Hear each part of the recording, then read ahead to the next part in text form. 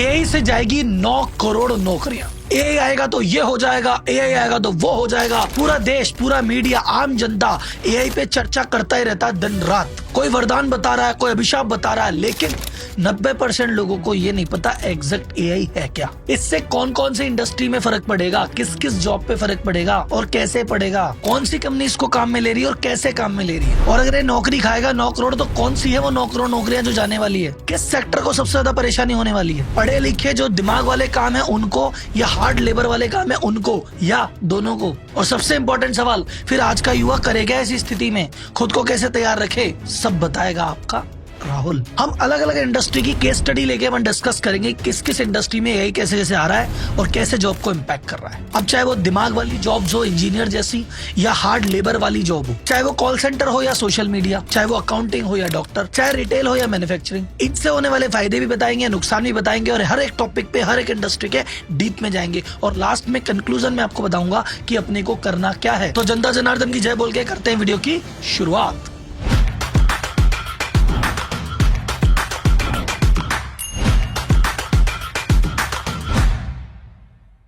सबसे पहले बात करते हैं एआई है क्या। एआई मतलब आर्टिफिशियल इंटेलिजेंस। सामान्य भाषा में कोई भी ऐसी टेक्नोलॉजी, कोई भी ऐसा टूल या सॉफ्टवेयर जो कि कंप्यूटर को आदमी का काम करने में मदद करे, वो एआई है। जो पुराने डेटा को एनालिसिस करके तुमको रिजल्ट दे दे, रिकमेंड कर दे, वो एआई है। एग्जाम्पल देता हूँ, गूगल मैप आप रोज काम में लेते हो, एक तरह से वो भी एआई है। तुम्हें बताता है कि जहाँ पे तुम खड़े हो वहां से जाने का रूट क्या है, फास्टेस्ट रूट क्या है, रास्ते में क्या आएगा, कहाँ पे ट्रैफिक है, कौन सी गली में घूम जाओ, सब सजेस्ट करता है, एआई की मदद से करता है। तुम फूड की बात करो, स्विगी जोमेटो की बात करो, तुमने पिछली बार क्या ऑर्डर किया था, तुम किस तरह का खाना खाते हो, तुम जैसी सब्जी लेते हो बताता है कौन सी रोटी जाएगी, रोटी लेते ही बोलता है तुम ये क्यों नहीं लेते, ये क्या कर रहा है, एआई है। इसका पर्पस था आदमी की जिंदगी को आसान बनाना, लेकिन ये अब आदमी को रिप्लेस करने पे उतर गया है। कैसे, सेक्टर वाइज देखेंगे।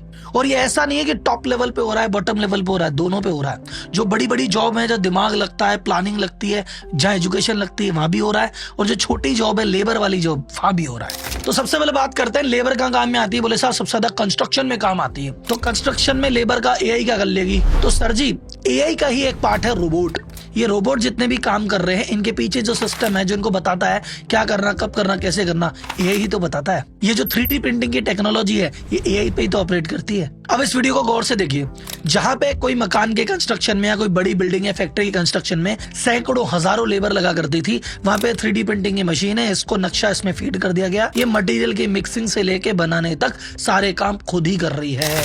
तो भाई साहब लेबर को एआई क्या करेगा, दो कर दिया, गई लेबर की जॉब्स। सर जी तो कंस्ट्रक्शन में गई, बाकी काम में तो लेबर लगेगा ना। जो आर्ट है, स्किल है, जैसे मान लो कोई फर्नीचर के कारीगर है, उनका एक वीडियो और देखो। फर्नीचर के जो कारीगर हैं, ये फर्नीचर का कारपेंट्री का काम भी आपका एआई कर रहा है, उनका काम भी गया। चलो सर जी तो लेबर के छोटे मोटे काम थे, जो स्किल्ड काम होते हैं, रिस्की होते हैं, वहां एआई क्या करेगा। देखो साहब इतनी बड़ी बिल्डिंग है, यहाँ पे लग रही है लिफ्ट, और लिफ्ट में जो ड्रिलिंग से लेके एक एक नट बोल्ट कसने तक का काम रोबोट ही कर रहा है साहब। ये स्पेशल स्किल वाली जॉब भी खा गया यही। कंस्ट्रक्शन हो गया, अब लेबर कहाँ लगेगी दूसरी, वो फैक्ट्री में लगेगी। तो ये मैन्युफैक्चरिंग में वैसा भी एग्जांपल देखो, ये कार बन रही है साहब, ये वीडियो देखो। ये कार कौन लेबर बना रहा है, भाई साहब मशीन ही बना रही है, रोबोट ही बना रहा है। और धीरे धीरे ये चीज बढ़ेगी। चाइना में रोबोट्स बिकने लग गए हैं 5-10 हजार डॉलर में, कि खरीद के लाओ और अपने एक वर्कर को रिप्लेस कर लो। अमेजन दुनिया की इतनी बड़ी कंपनी है, उसको कितना माल इधर उधर डिलीवर करना पड़ता होगा। सोचो उसके वेयर हाउस में कितने हजारों लाखों आदमी बैठे होंगे, नहीं बैठे। ये वीडियो देखो, इतनी बड़ी फैक्ट्री आपको दिख रही है, और यहाँ पे माल के मूवमेंट का, इधर से उधर करने का सारा काम कर रहे हैं रोबोट्स। गौर से देखो इसको। कंस्ट्रक्शन हो गया, मैन्युफैक्चरिंग हो गया, अब क्या बचा। बोले सर ये बाकी छोटे मोटे रेस्टोरेंट में, तो भाई साहब ये देखो रोबोट खाना बना भी रहा है, और ये देखो रोबोट खाना सर्व भी कर रहा है। अमेरिका में कुछ ऐसे रेस्टोरेंट पे भी एक्सपेरिमेंट हो गया, जहाँ पे भाई साहब कोई बंदा स्टाफ ही नहीं है। आप बस कियोस्क पे जाओ, क्लिक करोगे, मुझे तो यार एक बर्गर खाना है, क्लिक किया, जैसे आपने कहा मुझे बर्गर खाना है, फ्राइज खानी है, वो पूरी मशीन ऑपरेट हो जाएगी, बर्गर निकलेगा, उसमें सामान डलेगा, वो गर्म होगा, और दूसरे काउंटर पे आपको मिल जाएगा।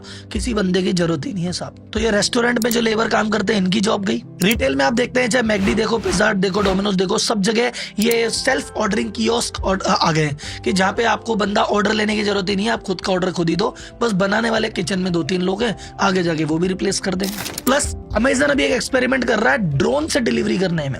अगर वो एक्सपेरिमेंट सफल हो गया और ड्रोन से डिलीवरी होने लग गई, तो जो डिलीवरी बॉय घूम रहे हैं, अमेजन वाले, फ्लिपकार्ट वाले, स्विगी वाले, जोमेटो वाले, जेप्टो वाले, इनका भी गेम ओवर होगा साहब। एक और बहुत बड़ा सेक्टर है जिसमें बहुत लेबर इन्वॉल्व है, ड्राइवर। भाई साहब, ड्राइवरलेस ट्रक आ गए, ड्राइवरलेस कार आ गई, अब क्या होगा साहब? ड्राइवरलेस ट्रेन आ गई। तो अब ये जो ड्राइवरी का काम कर रहे थे इतने सालों से, अब इनका क्या होगा साहब? बात करें कि चलो सर ये तो कमर्शियल यूज में तो चले गए, पर्सनल यूज में तो लेबर काम में आ जाएगा, घर की साफ सफाई, झाड़ू पोछा, बर्तन ये तो कर लेगा। नहीं भाई साहब, टेस्ला ने जो नए रोबोट लॉन्च किए हैं वो कह रहा भैया घर के काम, अब वो खाना बनाना है, सर्विंग करनी है, कोई सामान आपका पिक करना है, साफ सफाई करनी है, सारे काम के लिए तैयार है रोबोट। तो अब लेबर जाए कहाँ, ये आप मुझे बताओ। धीरे धीरे सब चीज रिप्लेस होगी, कहीं बहुत जल्दी, कहीं बहुत लेट, बट होगी तो सही साहब। अब ये रिप्लेसमेंट हो क्यों रहा है, लोग बाग क्यों रोबोट के पीछे भाग रहे हैं? क्योंकि भाई साहब सबसे पहली कॉस्ट की बचत है। रोबोट एक बार खरीदा, वन टाइम की कॉस्ट है, एक बार लगेगा जो लग जाएगा। हर महीने सैलरी नहीं देनी, हर साल तनख्वाह नहीं बढ़ानी, ये छुट्टी नहीं मांगता, ये गांव नहीं जाता, ये त्योहार नहीं मनाता, ये थकता नहीं है, इसका मूड खराब नहीं होता, ये पॉलिटिक्स नहीं करता, इसको ना 70 घंटे की टेंशन है, ना 90 घंटे की टेंशन है, ना इसको घर जाके वाइफ को घूरना है। ये तो 24 घंटे, 7 दिन, 168 घंटे काम करने को तैयार है। इससे एफिशिएंसी भी बढ़ रही है, मार्जिन भी बढ़ रहे हैं। तो कंपनियां क्यों ना लें रोबोट को? अगर ये सारे बेसिक काम रोबोट करने लग जाएगा, आदमी को ना हायर करना पड़ेगा, ना ट्रेन करना पड़ेगा, ना उसको रिटेन के प्रयास करने पड़ेंगे, तो ओनर फ्री होके कुछ और चीजों पर दिमाग लगा सकता है, नेक्स्ट लेवल पे जा सकता है। ये बिजनेस को बड़ा फायदा हुआ है, बिजनेस की कॉस्ट बच रही है, बिजनेस में एफिशिएंसी आ रही है। अच्छा, इस रोबोट का एक फायदा जो कि मैं कहूंगा सामाजिक स्तर पे और नेशनल स्तर पे हो सकता है, वो ये है कि कई बार ऐसा होता है कि हमारे जो लेबर भाई होते हैं उनका फैक्ट्री में, कंस्ट्रक्शन पे इंसिडेंट हो जाता है कि भाई जब हाथ कट गया, पैर कट गया, या कई बार डेथ भी हो जाती है, तो रोबोट के केस में वो जो दिक्कत होती है वो अब नहीं होगी। कई ऐसे टास्क हैं जहाँ पे आदमी इन्वॉल्व होता है और उसकी हेल्थ को रिस्क होता है, जैसे कई जगह माइनिंग है और वहां पे खदानों में जाना पड़ता है, गैस आती है, बीमारियां लगती है, कैंसर होता है, लंग्स को दिक्कत आती है। अब वो जगह जो रिस्की है, हेल्थ हजार्ड है, वहां पे रोबोट को भेज सकते हैं। इसके अलावा ये रोबोट को भाई साहब हम जो जैसे सियाचिन में हमारे जवान पेट्रोलिंग करते हैं, जंगल में, रेगिस्तान में करते हैं, वहां पे अगर रोबोट डिप्लॉय हो जाते हैं तो हमारे जवान को जो परेशानी झेलनी पड़ती है वो नहीं झेलनी पड़ेगी। वॉर में अगर इनका यूज होने लग जाएगा, सेना के जवान शहीद होते हैं वो नहीं होंगे। और इंडियन आर्मी इसको इंट्रोड्यूस कर रही है, इस 26 जनवरी की परेड में आपको देखने को मिलेगा। अब ये तो हुए भाई साहब फायदे, लेकिन फिर इसके साथ जुड़े हैं बहुत सारे नुकसान। अगर इतने सारे रोबोट की आर्मी आ जाएगी तो मास अनएम्प्लॉयमेंट आ जाएगा, महाबेरोजगारी की समस्या आ जाएगी। और जो बंदा इस स्किल को सीख रहा है, सपोज वो रियल एस्टेट का काम सीख रहा है, कोई मशीन चलाना सीख रहा है, उसका तो स्किल सीखने का टाइम ही वेस्ट गया, पैसे वेस्ट गए, उसका भविष्य क्या है? तो बिजनेस का प्रॉफिट कुछ लोग, कुछ इंडस्ट्री, कुछ ही लोगों के बीच में सिमट के रह जाएगा। अमीर और अमीर होगा, गरीब और गरीब होगा, और आर्थिक असमानता की खाई बढ़ती जाएगी। ये तो बात हुई लेबर की। अब अपन बात करते हैं उन चीजों की जहां पे आपका दिमाग लगता है और जहां पे स्किल वाले लोग हैं। उन कुछ सेक्टर्स का नाम लेता हूं, फिर एक एक करके इन पे चर्चा करेंगे। अपन बात करेंगे कॉल सेंटर पे इसका क्या इंपैक्ट पड़ा है, मैन्युफैक्चरिंग में क्या इंपैक्ट पड़ा है, इंजीनियरिंग जॉब्स पे क्या इफेक्ट पड़ा है, क्रिएटिव जॉब्स पे क्या फर्क पड़ा है, सोशल मीडिया की जॉब्स पे क्या फर्क पड़ा है, admin job, data entry job, medical profession, doctor profession, CA profession, architect profession, इन पे क्या फर्क पड़ा है, रिटेल में क्या फर्क पड़ा है, गवर्नेंस में क्या फर्क पड़ा है। एक एक करके सभी सेक्टर पे करेंगे बात। पर उससे पहले अगर आप व्यापारी हैं तो आपके लिए एक छोटा सा अनाउंसमेंट है, 1 मिनट का। भारत में जितने भी बिजनेसमैन हैं, 2 कैटेगरी में बैठे हैं। 90% छोटे और मध्यम व्यापारी और 10% टॉप बड़े कॉर्पोरेट। इनका स्ट्रगल कभी खत्म ही नहीं होता। इनको कभी एम्प्लॉय की दिक्कत होती है, कभी सेल की दिक्कत होती है, कभी फाइनेंस की होती है, कभी इनके पास टाइम नहीं होता, कभी ये कर्जे में डूबे होते हैं। क्यों होता है? क्योंकि कुछ ऐसी गलतियां कर रहे हैं जिनको पता ही नहीं है। और ये जो 10% लोग हैं, इनके तो एम्प्लॉय भी बढ़िया और सेल भी बढ़िया और फाइनेंस भी बढ़िया, ग्रोथ ही ग्रोथ और मजे ही मजे। क्यों? क्योंकि इनके कुछ सीक्रेट ऐसे हैं जो सबको पता नहीं है। अब आपका भाई as a CA in MSME के साथ काम कर चुका है तो जानता है कि क्या क्या प्रॉब्लम आप फेस करते हो, और एज अ कंसल्टेंट इनके साथ भी काम किया है तो मुझे पता है कि इनको क्या सीक्रेट पता है। तो मैं आप लोगों के बीच में एक ब्रिज बनाना चाहता हूँ और इनके सीक्रेट आपको बताना चाहता हूँ। तो अगर आपको लगता है कि मुझे सीक्रेट सीखने हैं, मुझे अपनी गलतियां सुधारनी है, तो मैं सभी व्यापारियों को इन्वाइट करता हूँ मेरी 2 घंटे की फ्री मास्टर क्लास व्यापारी टू सीईओ आरंभ में, जहां पे भाई साहब आप फ्री में सीख सकते हैं आपकी क्या क्या गलतियां हैं, उसको कैसे सुधारना है, और सीईओ के क्या राज हैं जो अब तक आपको पता नहीं है। ये क्लास आपकी एक नई जर्नी और जीवन की नई शुरुआत का आरंभ करेगी, इसीलिए इसका नाम आरंभ रखा गया। लिंक डिस्क्रिप्शन में है और पिन कमेंट में है, तो अभी रजिस्टर्ड कर लीजिए और रजिस्टर्ड करके वापस आइए। देखते हैं एआई क्या कर रहा है। पहला सेक्टर लेते हैं, कॉल सेंटर। अब हर इंडस्ट्री समय के साथ बढ़ती है। जब हर इंडस्ट्री भाग रही है तो ये पीछे क्यों जा रही है? काम कम हो जाएगा कॉल सेंटर का? नहीं, कॉल सेंटर का काम तो बढ़ेगा, कॉस्ट कम हो जाएगी, क्योंकि जहां पे कॉल सेंटर में आदमी बैठे ना, इनकी जगह ले लेंगे बॉट। 5 साल पहले तक की अगर बात करें तो जितने भी कस्टमर सर्विस रिलेटेड काम था 70% कॉल पे होता था और ये ह्यूमन लोग करते थे। अब धीरे धीरे WhatsApp bot, chat bot, AI इनका यूज आने लग गया है और धीरे धीरे ये जो नंबर है ये नीचे आने लग गया है। मैं एक एग्जांपल से बताता हूँ। 7 साल पहले HDFC बैंक ने लॉन्च किया Eva, electronic virtual assistant. Chatbot था और छोटे मोटे काम करता था कि FD की रेट क्या है बता दी, कितने टाइप के क्रेडिट कार्ड है बता दिया। कोई कॉम्प्लेक्स काम नहीं कर पाता था। कॉम्प्लेक्स काम है, करो बंदे से बात। अब क्या करता है, अब ये ईवा को बोलो आप स्टेटमेंट निकाल के दो, दे देता है। क्रेडिट कार्ड के स्टेटमेंट शेयर कर देता है। कोई इंफॉर्मेशन निकालनी हो वो दे देता है। कोई कार्ड गुम गया उसको ब्लॉक कर देता है। चेकबुक भी इशू कर देता है, FD भी बुक कर देता है। सिर्फ चैटबॉट। HDFC बैंक कहता है कि देखो हमने हमारे कस्टमर से बात करने के 4 तरीके बनाए। पहला टच, ब्रांच में आजा काम करवा ले। दूसरा टाइप, वेबसाइट पे टाइप कर ले। तीसरा टैप, व्हाट्सएप पे टैप करके कर ले। और चौथा टॉक, हमारे कॉल सेंटर पे कॉल कर ले। पहले क्या होता था, आदमी या तो ब्रांच आता था या कॉल सेंटर का, 2 ही काम थे। लेकिन आज की रेट में देखा जाए तो मेजोरिटी जो चीजें हैं वो टैप और टाइप पे शिफ्ट हो गई है। जरूरत आधी हो गई है सब। और इसमें एक बहुत बड़ा योगदान आया भैया जनरेशन का भी।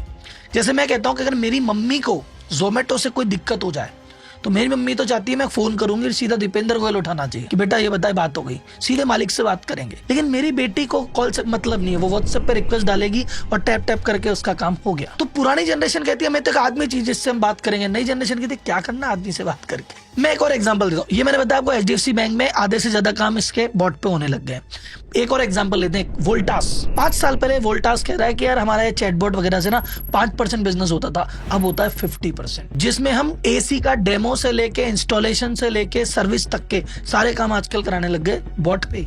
पैनासोनिक 4 साल पहले चैटबॉट बनाया था, आज 40% काम पैनासोनिक का चैटबॉट से होता है, ह्यूमन की जरूरत ही नहीं है। के कार्तिनिवासन जो कि TCS के CEO है, वो कहते हैं कि यार देखो आने वाले टाइम में कॉल सेंटर की जरूरत ही क्या है, कर लेगा ना चैटबॉट काम। ये TCS का CEO कह रहा है। अब इसका इम्पैक्ट क्या होने वाला है साहब, ग्लोबली कॉल सेंटर इंडस्ट्री में 12 मिलियन लोग नौकरी करते हैं और उसमें से इंडिया में 1 मिलियन यानी 10 लाख लोग नौकरी करते हैं। अब इनका क्या होगा भाई साहब। हेड काउंट रिडक्शन की मैं परसेंटेज में बात करता हूँ। 2024 में 5% संख्या कम हुई आदमियों की, चैटबॉट बढ़ा। 2025 में एक्सपेक्टेशन है 6% कम करेंगे, 27 में एक्सपेक्टेशन है 8% कम करेंगे। यानी आने वाले 3 साल में 20% जो काम करने वाले हैं वो निमट जाएंगे। यानी सिर्फ कॉल सेंटर में 2 लाख लोगों की नौकरियां सदा के लिए खत्म हो जाएगी। ये 4 साल की बात है, 10 साल बाद जाने क्या होगा। एक स्वीडिश फिनटेक कंपनी है क्लारना करके, वो बोलता है कि सर हमने हमारा सारा काम चैटबॉट के भरोसे छोड़ दिया, कॉल सेंटर में एक भी आदमी नहीं रखा। हमारा जो क्वेरी रिजोल्यूशन 11 मिनट में होता था अब वो मात्र 2 मिनट में होने लग गया और 700 आदमियों का काम हमारा AI कर रहा है। तो पिछले साल उन्होंने कोई नई हायरिंग की नहीं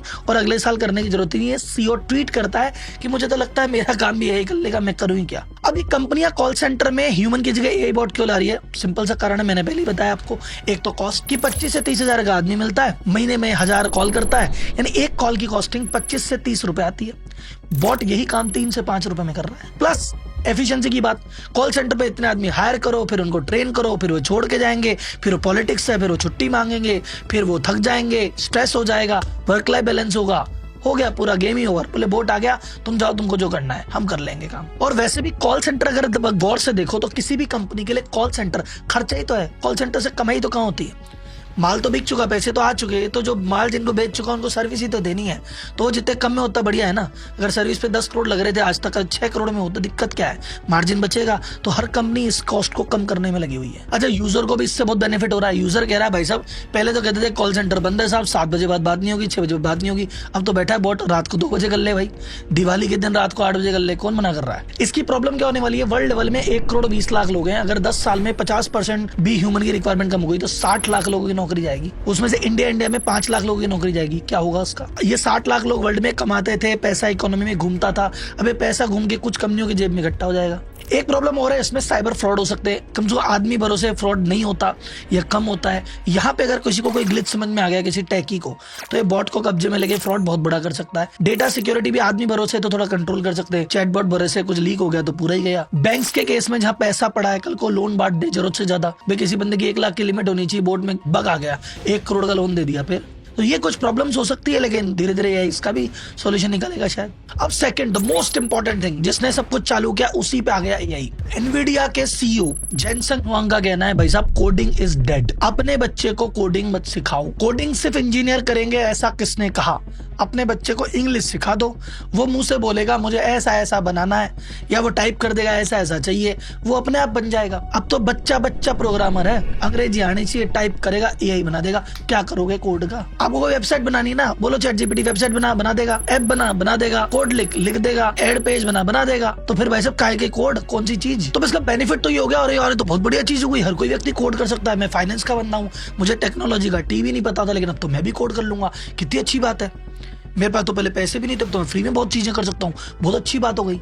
लेकिन भाई साहब इंजीनियर का सोचो उनके साथ क्या हुआ। सेल्सफोर्स जो दुनिया की मोस्ट वैल्यूड सॉफ्टवेयर कंपनी में से एक है, उसने इस साल कोई भी इंजीनियर हायर नहीं किया। बोला अभी कोई कोडिंग इंजीनियर की जरूरत नहीं है, और अगले साल से सपोर्ट इंजीनियर की भी जरूरत नहीं है। हमारा एआई है वो सब देख लेगा। अब जब सॉफ्टवेयर कंपनियां ही इंजीनियर हायर नहीं करेगी कोडिंग के लिए, तो कौन करेगा? मेटा ने अपने 5% स्टाफ को उड़ा दिया है, माइक्रोसॉफ्ट ने अपने 1% स्टाफ को उड़ा दिया है, और धीरे धीरे हर कंपनियां इसी तैयारी में है। अब मैं कह रहा हूँ कि जितने इंजीनियर जिन्होंने इतने बरस लगा के, इतने साल लगा के कोडिंग सीखी, या जिनको कोडिंग का 10-20 साल का एक्सपीरियंस है वो, और जो आज की डेट में कॉलेज में एडमिशन करा के कोडिंग सीखने जा रहा है, क्या है उसका भविष्य? तीसरा सेक्टर जो सबसे ज्यादा इंपैक्ट करेगा ऐसे, वो है सारी क्रिएटिव जॉब। अब हर कोई सोशल मीडिया पे कंटेंट बना सकता है, कंटेंट के लिए एआई है, फिर वीडियो के लिए एआई है, एडिटिंग के लिए एआई है, फिर भाई साहब उसके थंबनेल बनाना है तो एआई है, उसको पब्लिश करना है एआई है, उसको मार्केट करना है एआई है। तो अब हर व्यक्ति कंटेंट क्रिएटर, हर बंदा यूट्यूबर, हर बंदा डिस्ट्रीब्यूटर, हर बंदा मार्केटर। तो अब मुझे बताओ ये जितने भी वीडियो एडिटर है इनका क्या होगा, ये ग्राफिक डिजाइनर है इनका क्या होगा, थंबनेल बनाने वालों का क्या होगा, ये मार्केटिंग एजेंसीज का, कॉपी राइटिंग वालों का, एसईओ वालों का, कुछ तो बताओ।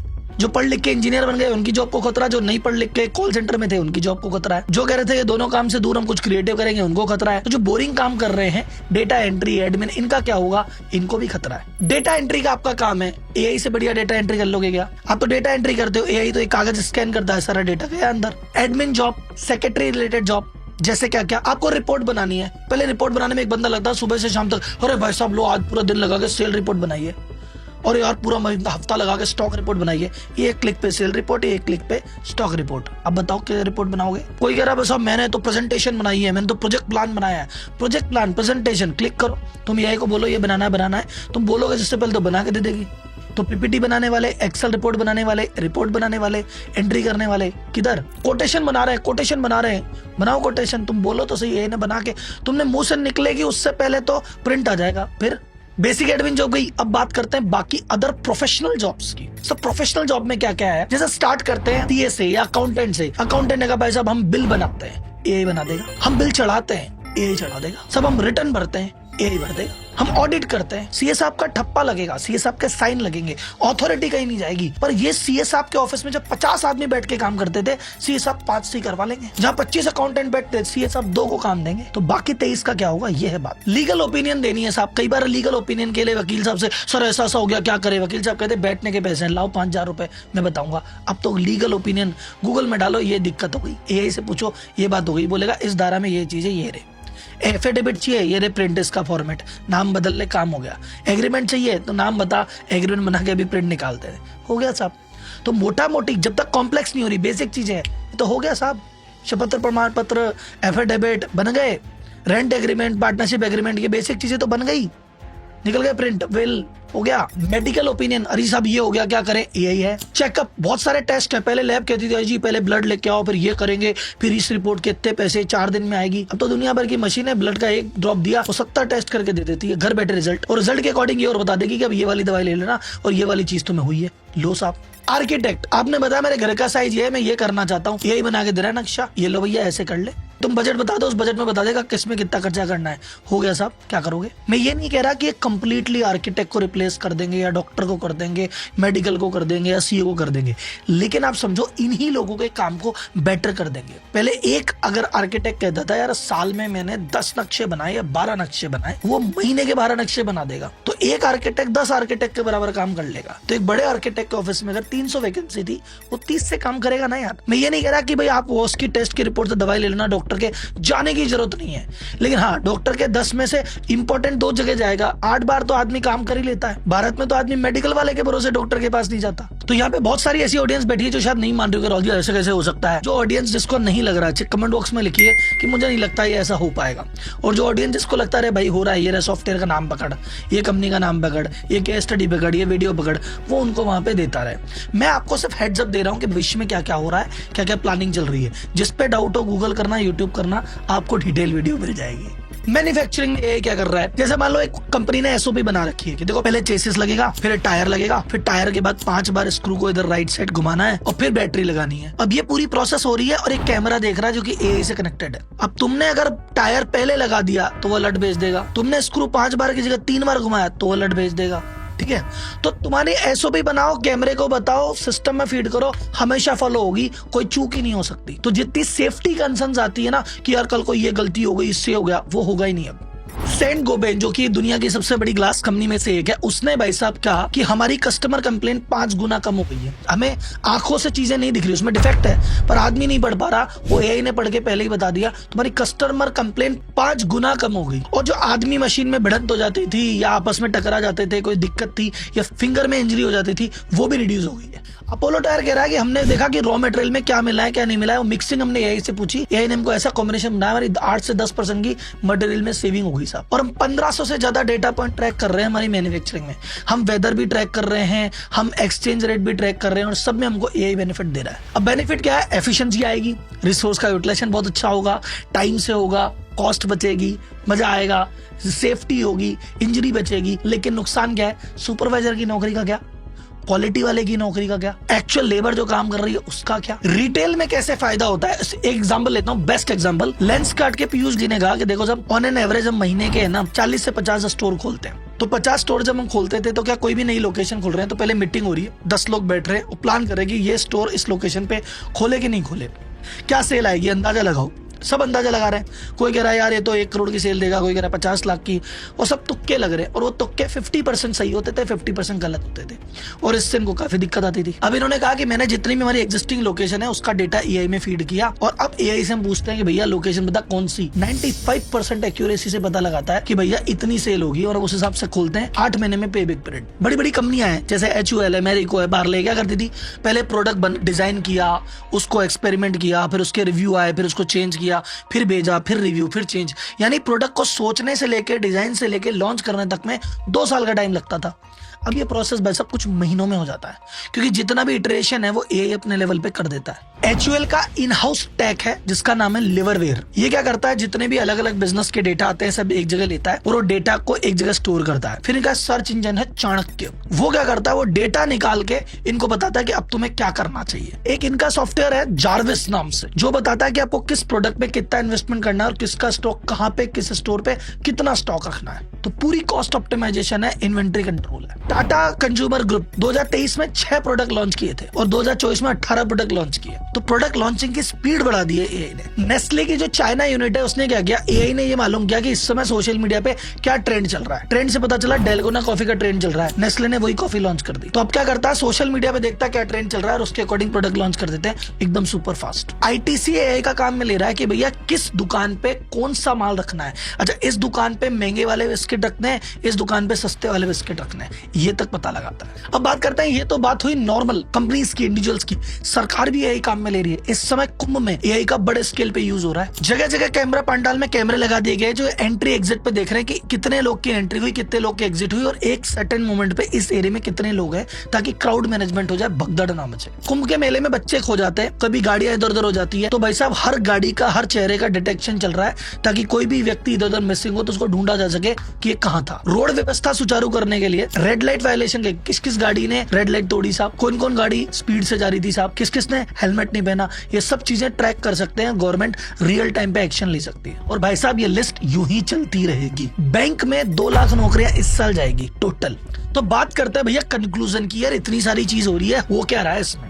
तो सर अभी वर्ल्ड इकोनॉमिक फोरम ने फ्यूचर ऑफ जॉब्स रिपोर्ट 2025 उसका कुछ डेटा मैं आपसे शेयर करता हूँ। वो 55 अलग अलग कंट्री के 1000 बड़ी कंपनियों से कुछ डेटा लेता है और उसके बेसिस पे अपना रिजल्ट देता है। उसने कहा 50% बिजनेस ओनर मान चुके हैं कि एआई आएगा और एआई के अकॉर्डिंग हमें हमारे बिजनेस मॉडल में बदलाव करना पड़ेगा। तो 50% बिजनेस मॉडल तो तैयार मान के बैठे कि हमें बदलाव करना है। 67% लोगों ने कह दिया कि यार हमने तो हायरिंग वो चालू कर दी, उसी व्यक्ति को हायर करेंगे जिसको एआई की समझ हो या एआई वाले एनवायरनमेंट में ढल सके। जो एआई की समझ नहीं रखता, ढल नहीं सकता, हम उसको ले ही नहीं रहे। 40% लोग कह रहे हैं कि हम आने वाले 5 साल में अपनी जॉब रिड्यूस करेंगे। 40% एग्जिस्टिंग स्किल जो इस समय विश्व में विद्यमान है 2030 तक वो खत्म हो जाएंगे। अब ये रिपोर्ट एक ही पॉजिटिव न्यूज कहती है जिसको देख के मुझे थोड़ा सा शक लग रहा है। इन्होंने कहा 9 करोड़ नौकरियां जाएगी, लेकिन टोटल नहीं 17 करोड़ नौकरियां आएगी, यानी नेट 7 करोड़ 80 लाख नौकरियां और आएगी। अब जाने वाले की लिस्ट तो मैंने आपको बता दी और हमको लॉजिकल लग रही है। अब नई नौकरियां आएगी क्या, ये समझ नहीं आ रही है। तो कुल मिला के भैया एआई बहुत बढ़िया चीज है, मस्त चीज है, शानदार चीज है। अगर तुम्हें आती है,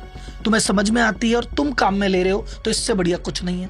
लेकिन अगर भाई साहब तुम्हें एआई समझ में नहीं आती, तुम नए स्किल सीखने को तैयार नहीं, तुम पुरानी दुनिया से निकलने को तैयार नहीं हो, तो फिर एआई तुम्हारे लिए घातक है। अभी भी बहुत सारे ऐसे सेक्टर्स हैं या बहुत सारे ऐसे कंडीशन है जहां पे एआई आपको इम्पैक्ट नहीं करेगी, वो ध्यान से सुन लो। पहला, अगर आप अपनी फील्ड के बेस्ट हो तो एआई तुम्हारा कुछ नहीं करेगी। अगर आप बेस्ट इंजीनियर हो, बेस्ट कोडर हो, तो कंपनी आपको हायर करेगी, भैया एआई के कोड लिख, वो आपको फायर थोड़ी करेगी। अगर आप बेस्ट कॉपीराइटर हो तो कंपनी आपको हायर करेगी, भाई बेस्ट कॉपीराइटर तो एआई से यार कोड लिखवा, हमारी मदद कर। तो जो बेस्ट फील्ड के हैं उनको कोई दिक्कत नहीं है, बल्कि एआई के साथ काम करेंगे एआई को और बेटर बनाने के लिए। ये तो जो मान लो डार्विन का सिद्धांत है, सर्वाइवल ऑफ द फिटेस्ट, जो फिट होगा टॉप 1% 10% होगा वो तो बचा रह जाएगा। ये तो सारी जो दिक्कत है ये तो बॉटम 90 के लिए होती है। अच्छा, कुछ एरियाज है जिनको ह्यूमन टच की रिक्वायरमेंट है, उनका भी यही ज्यादा कुछ नहीं कर पाएगा। जैसे योगा सीखना है आपको तो वो तो योगा टीचर ही सिखाएगा, उसमें एआई क्या करेगा। आपको मसाज करवानी है तो भाई मसाज तो मशीन से क्या कराओगे, वहां तो ह्यूमन टच ही लगेगा। जिम में ट्रेनर है उसमें आदमी लगेगा, नर्सिंग का काम है उसमें आदमी लगेगा।